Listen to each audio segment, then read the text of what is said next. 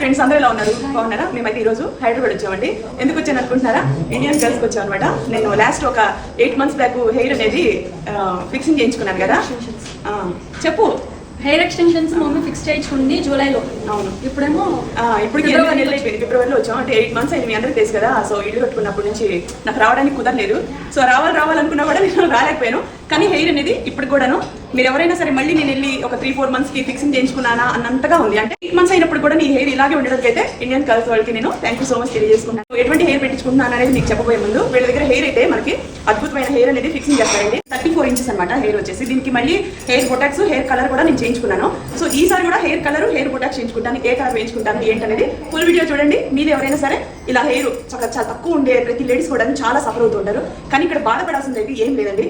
నేనే ఉదాహరణ, మీ అందరికీ తెలుసు కదా, నాకు జుట్టు ఉంది కానీ కొంచెం ఒత్తుగా ఉన్నప్పుడు కూడా షార్ట్ హెయిర్. సో నేను వెయిట్ లాస్ తర్వాత నా డ్రెస్సెస్ అయితేనేమి